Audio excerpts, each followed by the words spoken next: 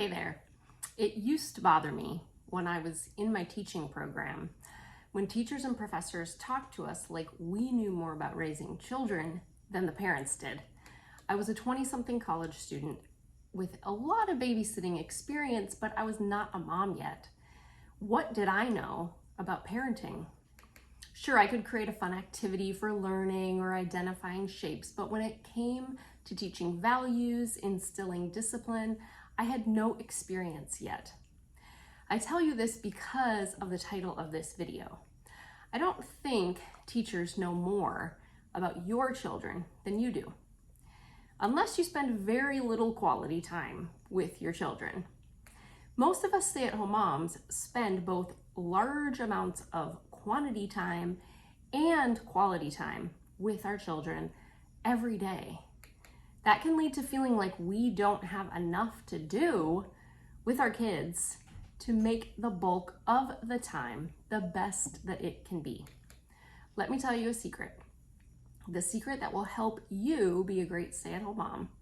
A secret that was important when I was teaching. What is the secret? It's pretty simple. We're gonna dive right into this topic on this week's episode of Mom Motivation Monday. My name is Jamie Erickson. I'm the founder of the Stay-at-Home Mom Survival Guide. I share to encourage moms in the trenches of motherhood, raising children, making their home a haven for their families. I'm glad you're here. This topic is so important and it will help you feel more successful and accomplished every day as a mom at home. The secret to being a great stay-at-home mom is to think like a teacher. The first step, I'm going to walk through this very simply. It's not complicated. The first step is to observe. As a teacher and caregiver, I was paid to observe the children in my care. Every child was to be observed or almost studied.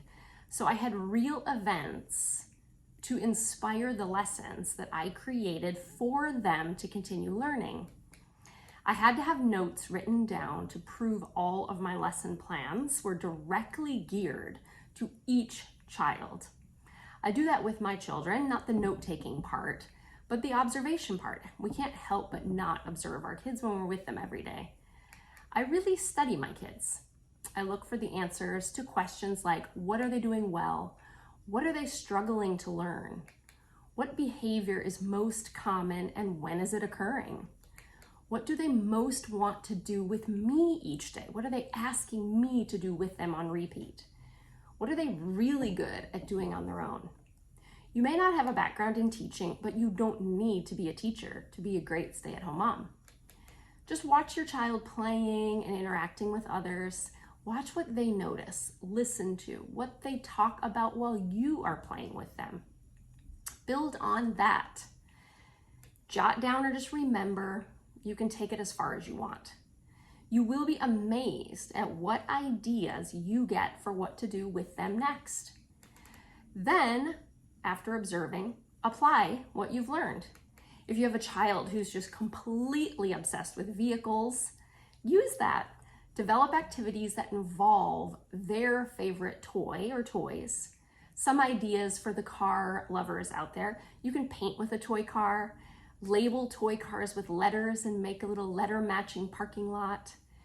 Group cars by color or size. I have a lot of ideas and activities already created for you to use for these types of activities on my blog, The Stay-at-Home Mom Survival Guide.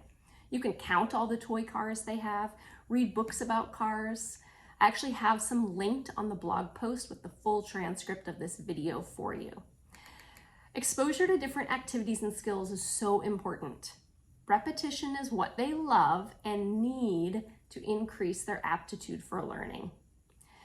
Just note, you do not have to be a Pinterest parent to be a great stay-at-home mom. Don't even think that I would imply that. I do not do that here. Reading books, coloring pictures, playing together with your child's favorite toys, that is enough. It really is. Spending time together is the key. That instills the love of learning right there. No Pinterest needed, but It's a nice resource if you are a crafty mom or need activity ideas. Don't get me wrong. After observing and then applying what you've learned, you just assess, which is really observing again.